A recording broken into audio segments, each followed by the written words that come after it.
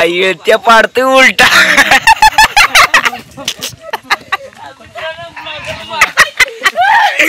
कुठलं एकच नारळ इथं फोडाय ठेवला आणि 2 नेऊन फोन ठेवलं त्याने तिकडे. सकाळची वाजलेली बरोबर 8:30 वाजायला आलती. 8:30 वाजायला आलती म्हणून मी आज सकाळ लवकर आमच्या इथं पाणी सुटते हो. मग आता म्हटलं जरा याची आपली गाडी जरा घाण झाल्या, जरा घेऊ म्हटलं धुव्या झाला बघा. तुम्हाला धावतो मी गाडी किती घाण झाल्या. जाऊ बघतो गाडी जरा घाण झाली हो. गाडीच्या आधी येऊन बसला बघा इथं. ही बघा गाडी सगळी घाण झाली इथं मागणं. टायर गिअर सगळं पाक घाण झाले. धुवून काढतो बघा आता चकचकीतच करतो गाडीला. सुट्टी देत आणि पारडी घेतो बघा आणि काढतो सगळी गाडी. सुट्टी देत नसतो आलंय ना. हे बघा पाणी मारायला लागलेलं बारडी. आत येऊन मारायला आपलं तिकडं. गाडी धुवायची आहे, गाडी धुवायची आहे. आम्ही धुणार बघा गाडीला. आणले पाणी इथं.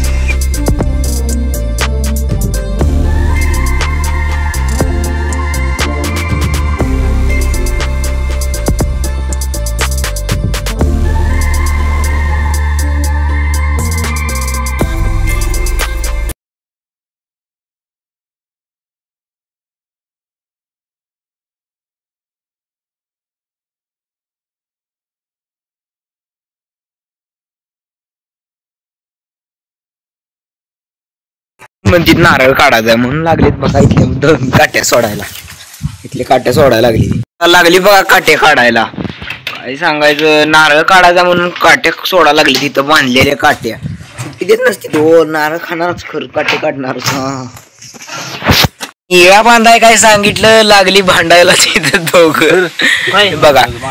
येळ बांधायला लागली.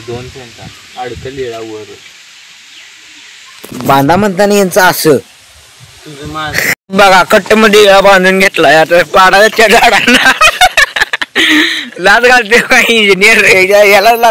आम्ही याला लावून दिला बघा पुढं नारळ काढायला. त्यात लिहिलंय माहेर आहे गडी. रोज एक नारळ फोडतोय, दुसऱ्यांचा ऊस एक रोज हाणतोय. सुट्टी देत नाही. या झाडाच नारळ काढणार आहे बघा आता. यो सुट्टी देत नसतो. चला जाऊया इकडे आपण बघा. काढ रे एक नारळ काढ रे. लगेच काढतोय बघा तिथला नारळ. कसा आहे लगेच याचा गेला बघा. यो पाड डोसक्यात लगेच 2 घेऊन बाजूला सापला नाही बघा. तिसरा पण पाडतोय. कचाकच लागला पाडाय. आमचा रे तेवढा बळ लागला मलाच थांबवला बघा. इथं पडला बघ नारळ. नियोजन आता तिघांना 3 झालो. तिघांना 3 फोडून खायचं आहे दादाजी. नियोजन आहे. मला वाटलं नारळ एकाला एक काढला असेल. 3 आहेत नारळ म्हणून. तर कुठलं एकच नारळ इथं फोडाय ठेवला आणि 2 नेऊन फोन ठेवलं त्याने तिकडे. 4थ्या मेंबरची एंट्री झाली बघा. कसा आहे मेंबर आमचा. त्या पाडतोय उलटा.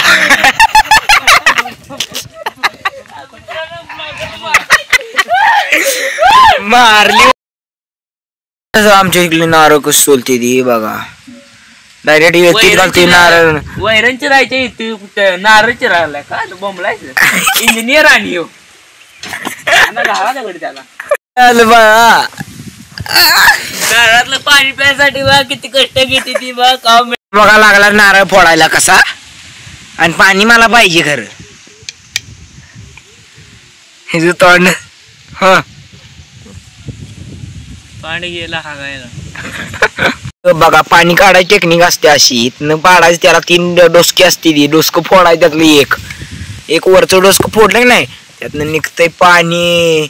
आता पडलंय बघा इथे बळ खोबरे निघत चालल्यात मस्तपैकी. आता काढतोय बघा पाणी वरनं काढतोय लावतोय गाड तोंडाला. आता फुटलं बघा डोसक. आता डोसकं फुटलंय बघा. आता येते त्यातनं पाणी बस. लागला बघा एकटाच. आम्हाला नाही काय. इंजिनियर साहेब लागले बघा खोबरं काढायला. आम्हाला पाणी दिलं नाही बा. भात बोड्या जाईल नाही. भात बोड्या पाणी दिलं नाही.